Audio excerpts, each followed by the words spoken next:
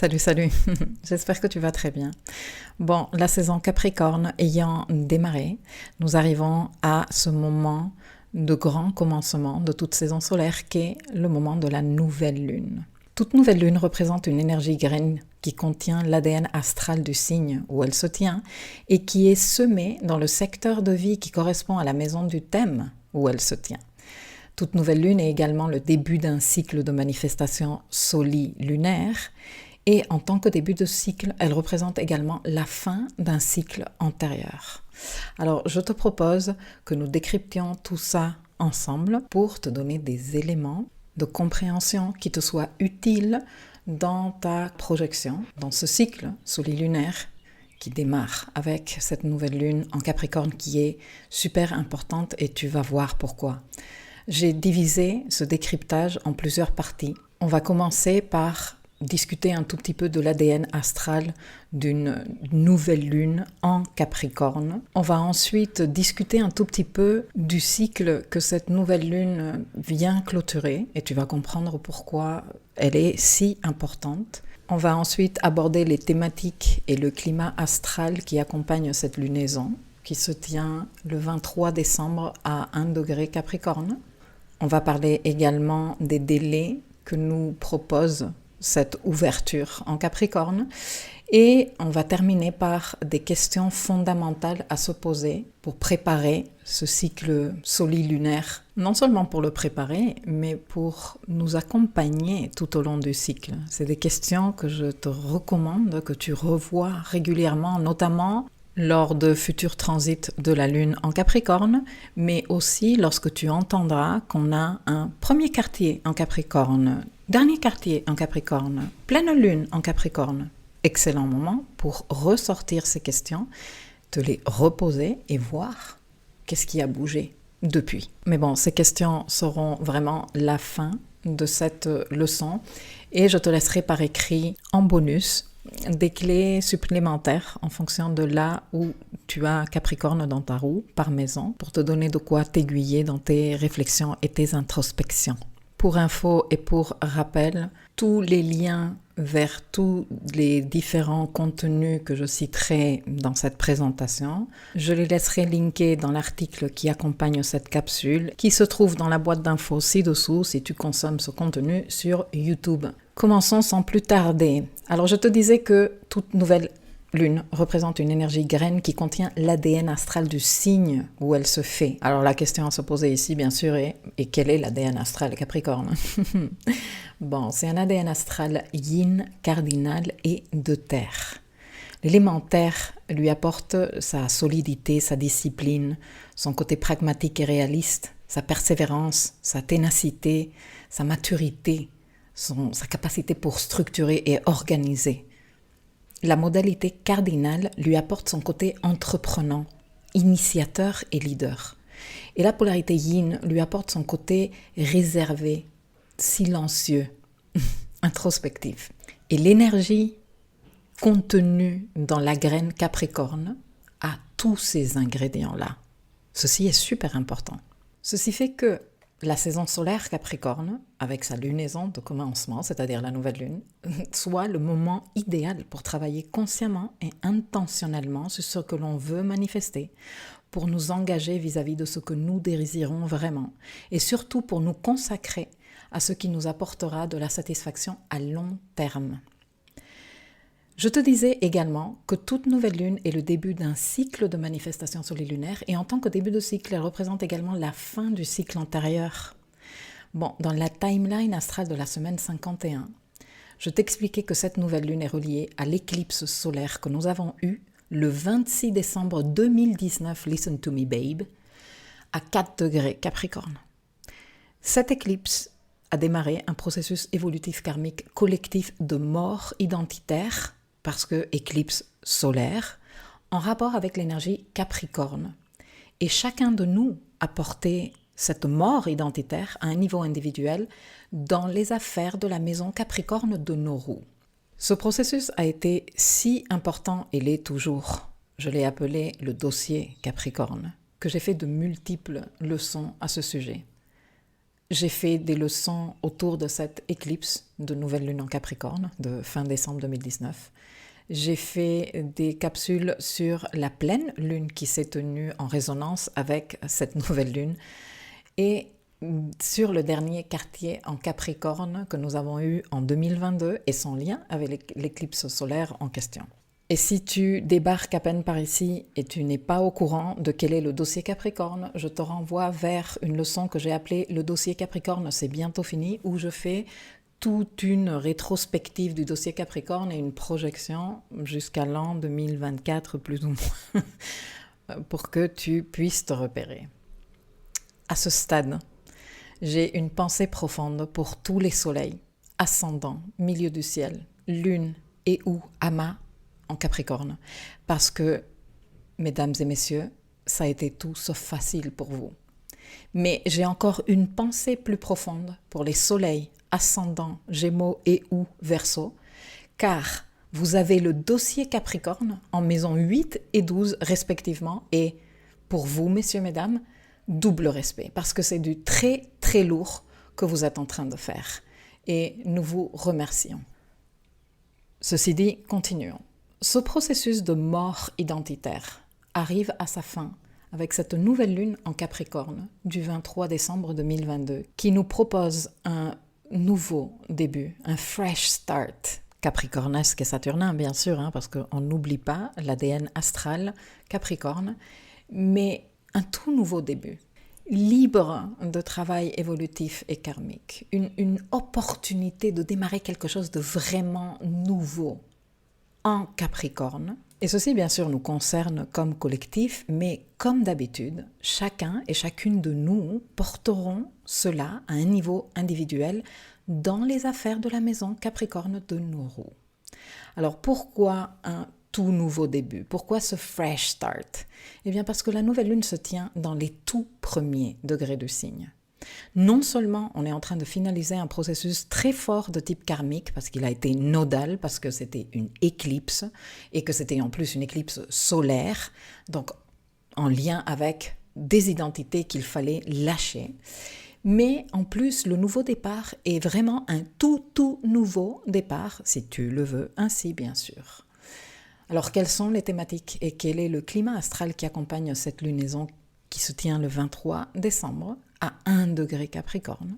Eh bien, les thématiques principales sont des commencements concrets liés à des objectifs ambitieux et élevés, parce que Capricorne, commencer des projets en attente, prendre nos responsabilités plutôt que d'attendre que d'autres s'occupent de ce qui compte vraiment pour nous, de ce qui est important pour nous. Dire non, ça c'est important pour moi, donc c'est moi qui m'en occupe. Je n'attends pas qu'on vienne le faire pour moi. Commencer à travailler avec un mentor, un guide, un coach, un facilitateur, un spécialiste qui nous oriente et qui nous accompagne dans la matérialisation de ces grands objectifs ambitieux et élevés. Commencer à créer une structure qui nous soutienne sans nous faire sentir, rigidifiés ou excessivement contraints.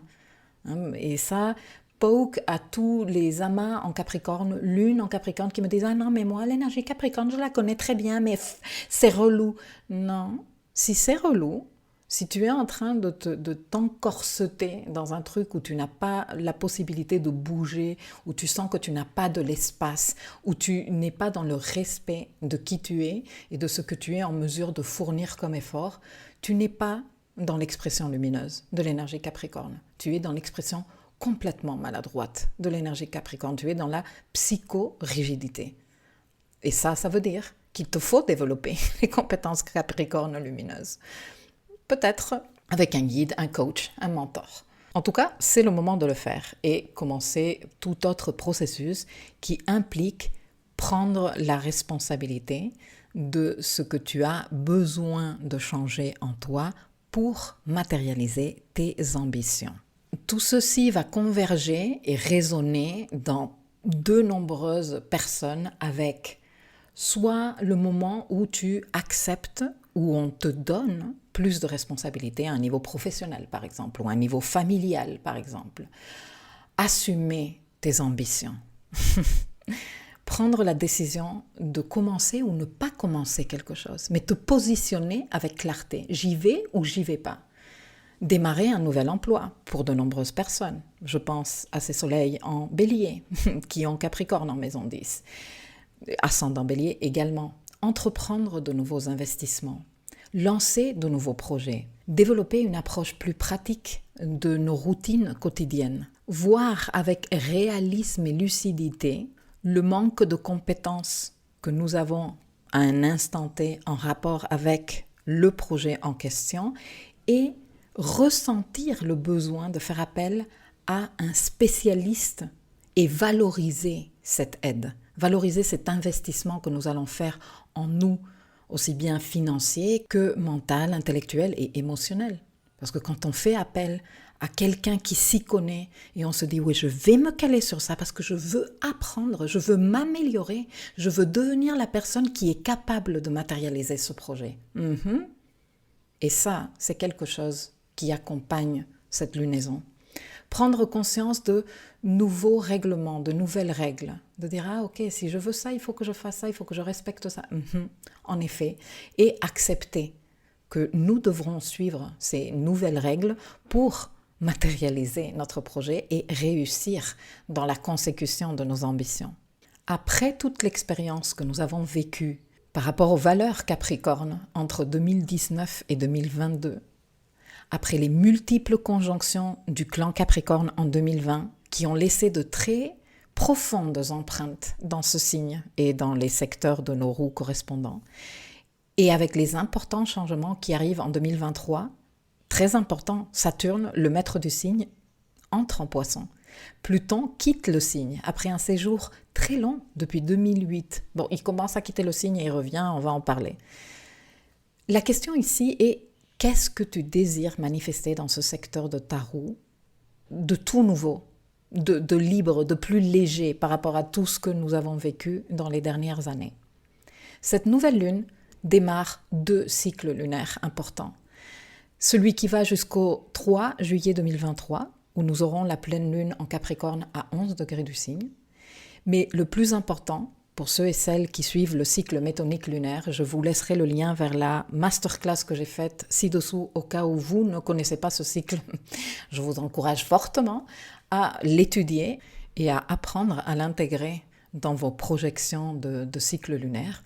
Donc si nous considérons le cycle métonique lunaire, cette nouvelle lune nous emmène jusqu'au 22 juin 2024 où nous aurons la pleine lune en Capricorne à 1 degré Capricorne. Note bien ces dates parce qu'elles vont te servir de balise dans le temps pour le pilotage de ce fameux dossier Capricorne. Je te les laisserai par écrit aussi dans l'article que je laisserai linké ci-dessous. Cette nouvelle lune, en plus, se tient au carré de Jupiter, qui lui est à 0 degré Bélier au moment de la nouvelle lune. Ceci est non seulement ultra puissant, mais rare. On n'a pas Jupiter en Bélier, au carré d'une lune en Capricorne, dans les premiers degrés du signe, tous les 4 matins. Les Aries Points, c'est-à-dire les 0,0 degrés des signes cardinaux, Bélier, Cancer, Balance et Capricorne, sont des points du zodiaque avec une puissance phénoménale dont je t'ai déjà parlé dans plusieurs leçons que j'ai fait au sujet et dont je te laisse les liens ci-dessous. Ce qui est important à considérer, c'est que cette nouvelle lune se tient en conjonction avec le Aries Point Capricorne et au carré de Jupiter qui lui est dans le Aries Point Bélier. Ceci signifie, pour te le résumer très rapidement, que dans le secteur Capricorne de ta carte, quelque chose de très puissant commence avec un potentiel de développement plutôt rapide et de façon mais complètement nouvelle. Cependant, le carré à Jupiter, qui est très peu compatible avec l'ADN astral Capricorne, est à considérer et à étudier avec attention. Et pourquoi je te dis ça, Star Babe? Écoute, parce que Jupiter en Bélier, c'est du Bélier plus, hein? Jupiter, la loupe cosmique. C'est l'emballement, c'est l'urgence, c'est l'immédiateté. Les personnes ascendant Soleil, Amas en Bélier, je pense que vous êtes déjà en train de ressentir la présence de Jupiter en Bélier. Capricorne, c'est très loin de tout ça. C'est les baby steps, c'est les longs termes, c'est les efforts soutenus dans le temps pour réussir une matérialisation définitive, durable, pérenne. Quand tu es dans cette approche-là, tu ne peux pas être dans l'urgence et l'immédiateté, c'est juste pas possible. Que Jupiter soit au carré de cette lunaison vient rajouter une couche d'excès jupitérien. Parce que les tensions de Jupiter font ça, plus excessif encore. Il est donc absolument capital que dans ton projet de nouvelle lune en Capricorne, c'est-à-dire dans ton dossier Capricorne, tu intègres toutes ces infos et tu fasses ton max pour soutenir ton projet, même quand l'emballement initial se soit estompé. Et l'emballement initial va s'estomper. À ce sujet, je publiais ces jours-ci une leçon de coaching très intéressante qui peut t'aider fortement en ce moment, que j'ai appelée les nouvelles lunes et la magie des débuts, entre guillemets. Je t'encourage fortement à faire cette leçon pour comprendre ce que je veux te dire ici plus en profondeur. Et comme tout ceci se tient dans les derniers jours 2022, avec le solstice Capricorne 2022 au carré de Jupiter à 0 degré Bélier, ces consignes sont applicables non seulement à la saison Capricorne, mais à toute l'année 2023 et aux planifications que tu sois en train de faire en ce moment.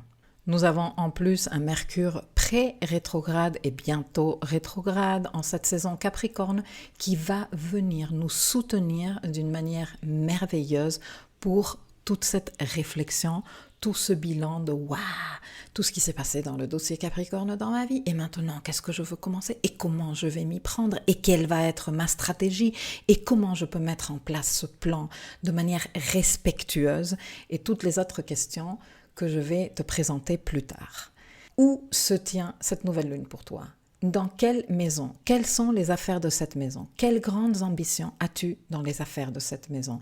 La nouvelle lune en Capricorne vient te livrer la graine idéale pour faire prospérer ces ambitions, pourvu que tu sois prêt ou prête à développer tes compétences saturnines. Et j'ai fait des leçons aussi sur Saturne, sa discipline, ce que représentent les forces saturnins, la cohérence et l'intégrité de l'énergie saturnine. Et tout ça, je te le laisse linker ci-dessous.